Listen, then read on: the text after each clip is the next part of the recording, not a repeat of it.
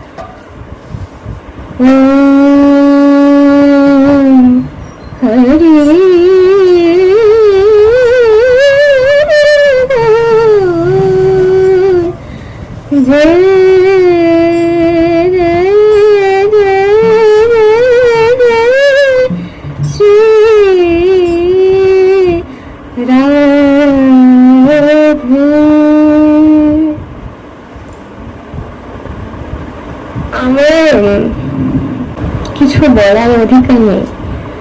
মার জন্মসূত্রে এই অধিকার প্রাপ্ত হয়েছে বটে, কিন্তু আমি এতই অধম যে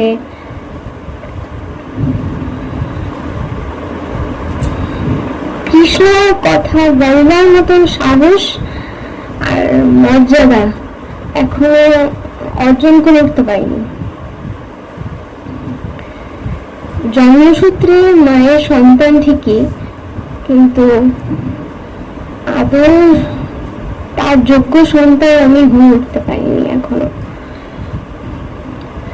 আপনারা যারা সামনে বসে আছেন তারা আমার থেকে অনেক অনেক বেশি ভক্তি ভাবে টইটুম্বরপূর্ণ। আপনাদের থেকে যদি কিছু দান করতে পারেন আমার সেটা ভাগ্য।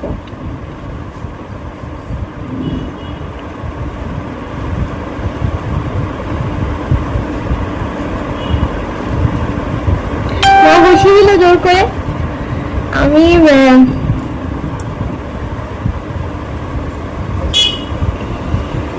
এই অধিকার নেওয়ার মতন তো যোগ্য হয়ে উঠতে পারিনি।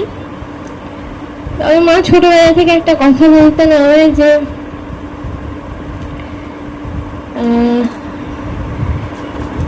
কৃষ্ণ নামের বীজ আমি অনেক আগেই তোমার ভেতরে রোপণ করে দিয়েছি। সেই বীজের যখন সময় হবে গাছও হবে, ফুলও হবে, ফলও ধরবে। আমি জানি না সেটা হয়েছে কিনা। আমার মনে হয় যে আমি এখনো অধম, আমার দ্বারা কিছু সম্ভব না। কৃষ্ণ কথা বলবার মতন সেই সামর্থ্য আমার এখনো হয়নি। আর আমি কোনো প্রস্তুতি নিয়ে এখানে বসিনি যে কিছু বলবো। মা বসিয়ে দিল জোর করে। আর প্রতিনিয়ত না গায়ে কাটা দিচ্ছে, কারণ মা পাঠে বলে না পাপীর পাপ তত বড় পাপ নয়, পুণ্যের অহংকার যত বড় পাপ। তো এখানে বসে যদি হঠাৎ করে কিছুক্ষণের জন্য অহংকার চলে আসে সেটা তো আর হবে না, কিছুই লাভ করতে পারবো না। যার ফলে মনে করবেন যে আমি আপনাদের থেকেও অধম একজন মানুষ। মা কিছু কথা বলে সারাক্ষণ আমাকে, সবসময় মা আমাকে বসে ভাগবত গীতা পড়ানো, অধ্যাবসায় করা, সেসব আমাকে কখনোই করেনি। কিন্তু অহর্নিশি সকাল বিকেল সন্ধে রাত্রিবেলা কোনো না কোনো ভাবে সেই কৃপা হয়তো মার কাছ থেকে পেয়েছি। আজকে কি বলবো আমি সত্যি জানি না, সত্যি জানি না, এবং কি বেরোবে মুখ দিয়ে আমি সত্যি জানি না। তবু মার আদেশ, তাই আমার 5 মিনিট মা বলেছে যে 5 মিনিট তুমি বলো আজকে। আর মা আরেকটা কথা বলে যে ভগবান শ্রীকৃষ্ণের কথা সারা জীবন পড়লেও নাকি কিছু বলা যায় না, কাউকে বোঝানো যায় না, কেউ বোধগম্যের বাইরে তিনি। আর আমি 5 মিনিটে কি বা বলতে পারি। তো আজকে আমি আমার মায়ের মুখ থেকেই শোনা একটা ছোট্ট প্রিয় কথা ভগবান শ্রীকৃষ্ণের, সেটা আমার খুব প্রিয় ব্যক্তিগত হিসেবে, সেইটা আমি শেয়ার করব। আপনাদেরকে বোঝানোর সাধ্য নেই আমার, আমি শুধু শেয়ার করব যা জানতে পেরেছি। মা যেটা বলে সেইটা আমি জাস্ট আপনার সাথে শেয়ার করব। তো ভাগবত গীতা আমরা সবাই কি পড়েছি? এখানে সবাই পড়েছি, কোনো সময় পড়েছি নিশ্চয়ই, কেউ না কেউ তো পড়েইছে আমাদের ভাগবত গীতা। আসলে আমরা ছোটবেলা থেকে স্কুল কলেজ এত কিছু করি না, আসল যেটা পড়ার সেটা পড়তে পারি না। তো ভাগবত গীতা এখানে যতজন পড়েছেন তার মধ্যে থেকে একটা জায়গায় আছে অর্জুন ভগবান শ্রীকৃষ্ণকে প্রশ্ন করে যে মাধব, দুনিয়ায় সবাই তো তোমায় চায়, সবাই তোমায় ভালোবাসে, সবাই তোমাকে প্রেম করে, সবাই তোমাকে নিয়ে প্রেম করে। তো তুমি তো জানো যে সবাই তোমাকে প্রেম করে, এবং তুমি জানো যে কারা কারা তোমাকে ভালোবাসে, কারা কারা তোমাকে নিয়ে থাকতে চায়, কারা তোমার সাথে প্রেম করে। কিন্তু মানুষ কি করে, মানুষের তো বোঝার সাধ্য নেই, মানুষ কি করে বুঝবে যে তুমি কাকে প্রেম করো? তুমি তো অনাদির আদির গোবিন্দ, তুমি তো জানো কার মনে কি আছে, তুমি তো জানো যে এই 1000টা মানুষের মধ্যে আসলে সত্যিকারের কে আমাকে চাইছে, কে আমাকে ভালোবাসে, কে আমাকে নিয়ে থাকতে চায়। সবাই তো, তুমি তো জানো, তোমার পক্ষে সম্ভব সেটা জানা, তুমি ভগবান। কিন্তু আমরা তো তুচ্ছ মানুষ, আমরা কি করে বুঝবো যে তুমি কাকে চাও, তুমি কাকে প্রেম করো? তখন মাধব বললেন,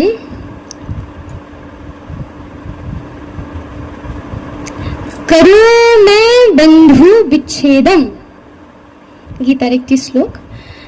করো মে বন্ধু বিচ্ছেদম, হে অর্জুন, যথা একটি প্রশ্ন তুমি আমাকে করেছো আজকে, এর উত্তরে আমি তোমায় বলছি, যাকে আমি ভালোবাসি, যাকে আমি প্রেম করি, তার প্রথম আমি এটা করি সেটা হচ্ছে গিয়ে করু মে বন্ধু বিচ্ছেদম, मैं स्वयं सबसे पहले उसका बंधु नाश करता हूँ। আমি স্বয়ং সর্বপ্রথম সবার আগে তার মাতা পিতা বন্ধু সখা, এ তো তুচ্ছ, ও যাকে সবচেয়ে বেশি ভালোবাসে তাকে আমি হরণ করি, তার প্রাণ আমি সবার আগে কেড়ে নিই, তার বিনাশ ঘটাই, আমি স্বয়ং তার কাল হয়ে দাঁড়াই। তখন অর্জুন বলে, সত্যি? বলছে এখানেই শেষ নয়, এখানেই শেষ নয়, বন্ধু মাতা পিতা সখা সখী ভালোবাসার মানুষ প্রেমিক প্রেমিকা সবাইকে তো নাশ করি, পরবর্তী পর্যায়ে আমি স্বয়ং নিজে তার অর্থ যশ মান খ্যাতি ধন সম্পত্তি সব নিজে কেড়ে নিই, সে কাঙাল হয়ে যায়, দিন শেষে কিছু থাকে না।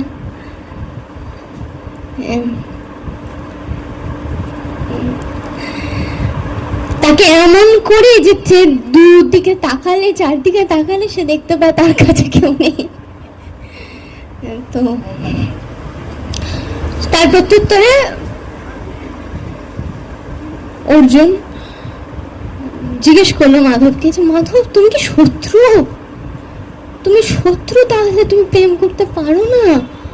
তুমি এরকম ভাবে যদি তার কাল হয়ে দাঁড়াও যে তোমাকে ভালোবাসে, তাহলে তুমি কি করে ভালোবাসতে পারো? তাহলে সে কি করে বুঝবে যে তুমি তোমাকে তাকে ভালোবাসে? তখন ভগবান বলে, আমি বড় হিংসুটে রে, আমি বড় হিংসুটে। আমি যখন বুঝি যে কেউ আমাকে সৎ মন দিয়ে ভালোবাসছে, আমি নিতে পারি না যে সে আর কাউকে ভালোবাসবে। তাই আমি সব নাশ করে দিই তার। পার্থ, আমি সত্যি তাকে ভালোবেসে ফেলি, তাই আমি তার সব হরণ করে ফেলি, কিচ্ছু বাদ রাখি না তার। সে যাতে আকুলি বিকুলি করেও যদি কারোর দিকে কে এক মুহূর্তের জন্য তাকায়, সে যাতে হাত দুটো বাড়ালেও কেউ তার হাত ধরার মতন মানুষ আমি তার রাখি না। তখন পার্থ বলে, মানে অর্জুন বলছে যে কেন মাধব সেই কাজ কেন করো, যে আমি একবার যাকে ভালোবেসে ফেলি তখন তো আমি আর আমার কে ভালোবেসে সে অন্য কারোর সাথে ভালোবাসাটা শেয়ার করবে সেটা তো আমি দেখতে পাই না, আমি বড্ড ভালোবাসার কাঙাল। হ্যাঁ, তাই যখন নাশ করে ফেলি, যখন সে নিঃস্ব হয়ে যায়, যখন সে দুহাত তুলে বলে গোবিন্দ আমার আর কেউ নেই, তুমি ছাড়া আমার আর কেউ নেই, তখন আমি তাকে জড়িয়ে ধরে বলি যে দেখ তো সব আছে।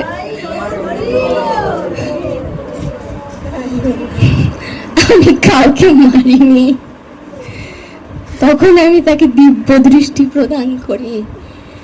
দাদা আমি দৃষ্টি যোগম, আমি তখন তাকে দিব্য চক্ষু দান করি, দেখায় যে দেখো কেউ মরেনি, কেউ মৃত্যু হয়নি, কারোর মৃত্যু হয়নি, তোমার সব আছে, খালি আমি বড় নিষ্ঠুর, তো আমি ভালোবাসা শেয়ার করতে পারি না, তুমি আমাকে ভালোবাসো, আমি চেয়েছি যে তুমি তারপরেও যেটুকুনি কিঞ্চিত মাত্র সবাইকে ভালোবাসো, সেই ভালোবাসাটা আমি দেখতে পাচ্ছিলাম না, তাই আমি চেয়েছিলাম যে তুমি সর্বভাবে আমার কাছে চলে আসো।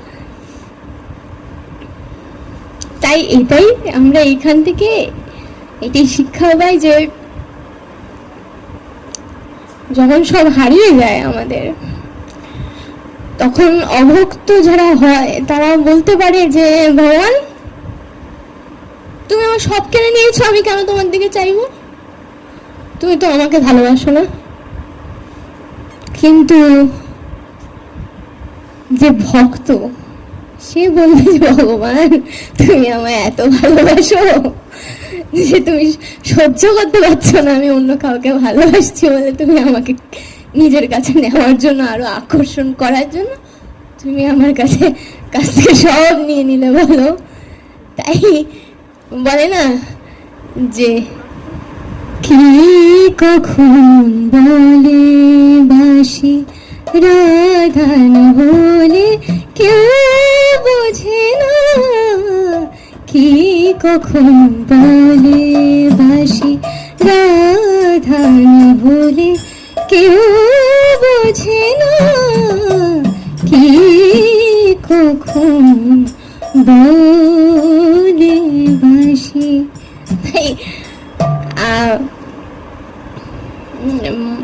অভক্তের দ্বারা সম্ভব নয় মাধবের ভালোবাসা বোঝায়, আর যারা ভক্ত সে ঠিক বুঝতে পারবে।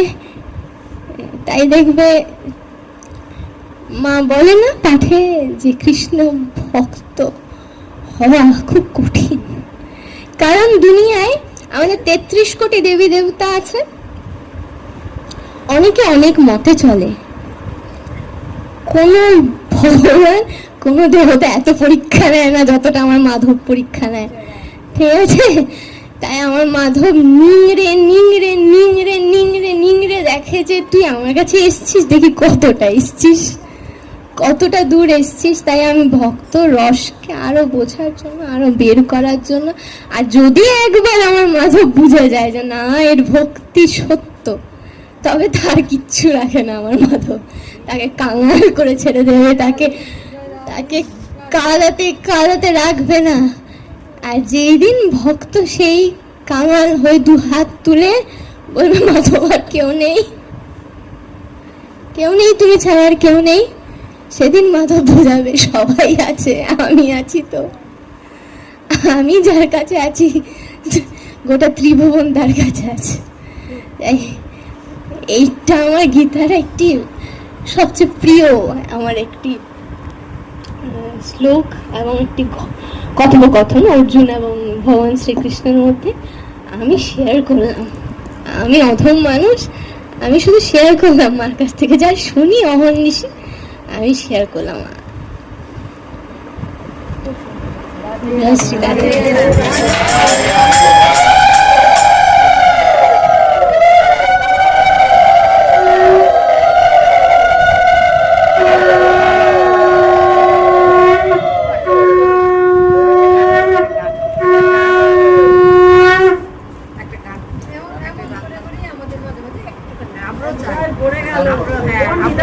আমার দ্বারা যদি কোনো রকম অপরাধ হয়ে থাকে আমায় ক্ষমা করবেন। আমি আমি আমি কিছুই পারি না তো।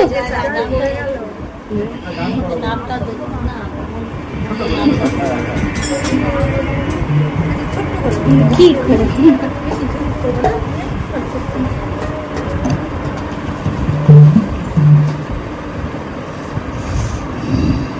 আমি দুটো স্ট্যান্জা ভজন গাইছি।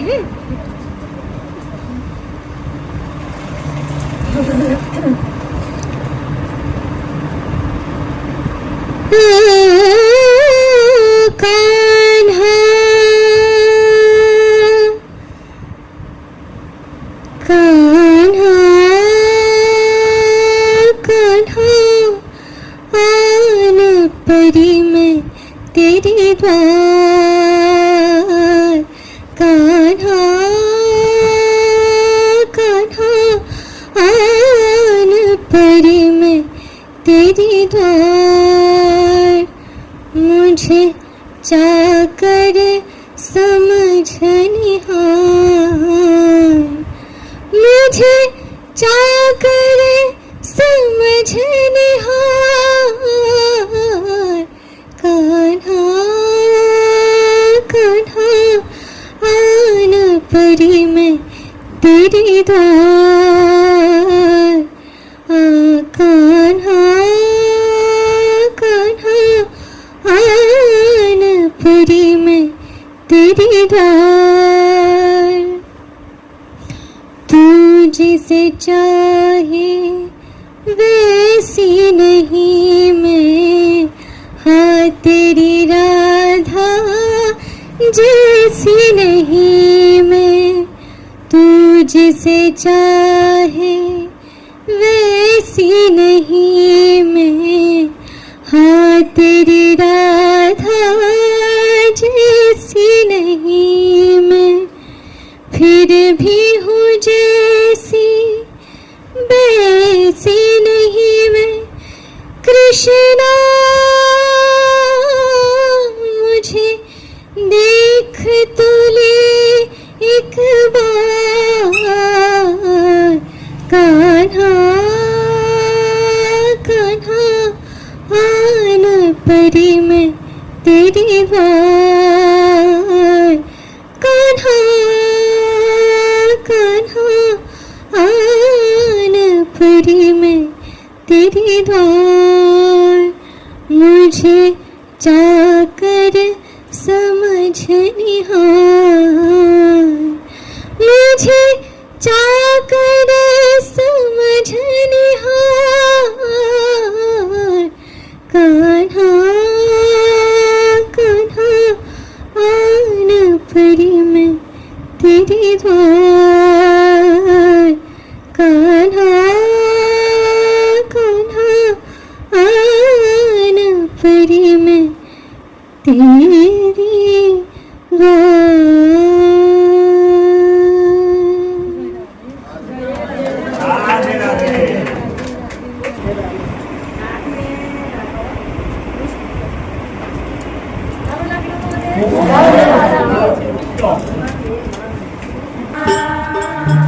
हर नित्य आरंभिला जगतेरो, नित्य आरंभिला पूर्णबন্ত শ্রীবাস অঙ্গনে শুভারম্ভ। উঠিল কীর্তন ধ্বনি গোপাল